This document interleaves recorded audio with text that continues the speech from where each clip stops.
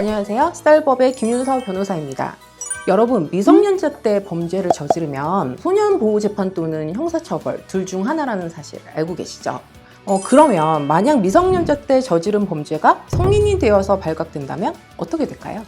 분명 미성년자는 소년보호재판을 받을 수 있고 형사처벌이 아니라 보호처분을 받는다고 했는데, 만약 미성년자 때 저지른 범죄가 성인이 돼서 발각된다면 정답은 안타깝게도 형사처벌입니다.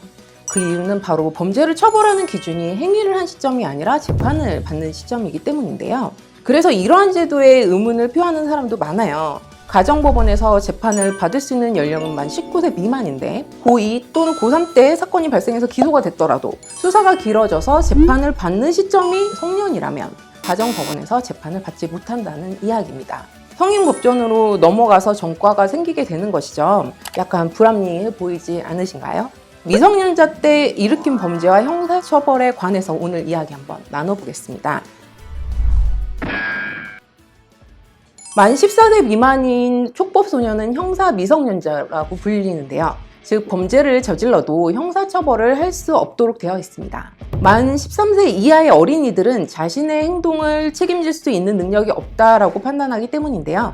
이들은 행위 당시에 책임 무능력자였기 때문에 성인이 된 이후 재판을 받더라도 형사처벌을 부과하지 않습니다.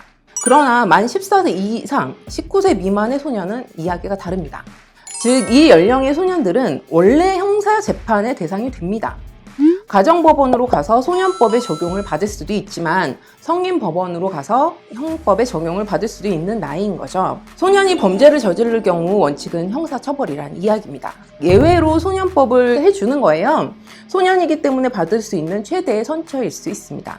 소년법을 적용하는 이유는 소년은 인격이 형성되는 과정에 있기 때문에 개선 가능성이 풍부하기 때문입니다. 소년이라는 상태를 중시해서 건전하게 성장할 수 있도록 돕는 것에 초점이 좀 더 맞춰 있는 것이죠. 그런데 성인이라면 성장의 과정은 마무리가 된 것으로 보고요. 이러한 목적성이 없어졌으니 원칙으로 돌아가는 것입니다. 따라서 본인의 행동에 책임을 지게 하고 합당한 처벌을 받도록 하는 것이죠. 그렇지만 형법 제1조 제1항을 보면 범죄의 성립과 처벌은 행위 시의 법률에 따른다고 되어 있습니다. 범죄를 일으킨 사람 입장에서는 이렇게 볼 수도 있죠. 행위 당시에 걸렸으면 소년법이 적용될 수도 있을 텐데 운이 나쁜 거 아니냐, 억울하다, 형평성에 어긋나는 것 아니냐. 미성년자의 경우 소년법에 따라 최대 15년, 강력범죄특별법의 경우에는 최대 20년으로 무기징역은 불가능합니다. 그렇지만 가해자가 성인이 돼서 기소당하거나 재판 중에 성인이 되면 무기징역까지 선고받을 수 있는 거잖아요. 수사기관은 이것을 이용할 수도 있고 피해자 입장에서도 일부러 고소를 1, 2년 있다가 해서 전과가 생기게 할 수도 있는 거죠. 재판받는 소년 입장에서는 너무 아이러니하고 불리한 일일 수 있다고 생각하지 않으시나요? 원래 형사사건은 국가 형벌권의 작동이기 때문에 철저히 법에 근거해서 형을 부과하도록 되어 있습니다. 그걸 죄형 법정주의라고 하는데요. 형사처벌을 위해서는 법률의 근거, 예측 가능성 등 다양한 원칙들이 있습니다.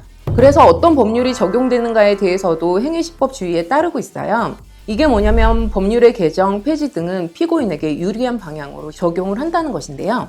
그런데 수사기관이 바빠서 등의 문제로 수사가 늦어지면 행위 시 청소년이어서 소년법이 적용되어야 할 학생이 재판할 때 성인이라는 이유로 성인법이 적용되는 거거든요. 이것은 행위시법주의와 같은 헌법상 원리에 반할 수 있는 것이죠. 법률상 감경 규정을 적용해서 유리하게 판단될 수 있는 문제인데 갑자기 수사기관의 문제로 적용이 불가능해지니 얼마나 억울하겠어요.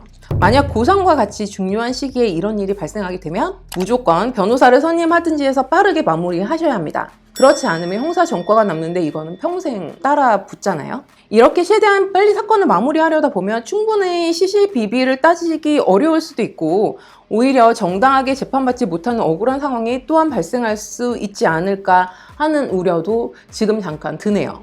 오늘 주제에 대한 여러분의 의견은 어떠세요? 의견과 궁금하신 부분 댓글로 달아주세요. 댓글은 사랑입니다. 그럼 다음 시간에는 더 좋은 주제로 찾아뵙도록 하겠습니다. 안녕!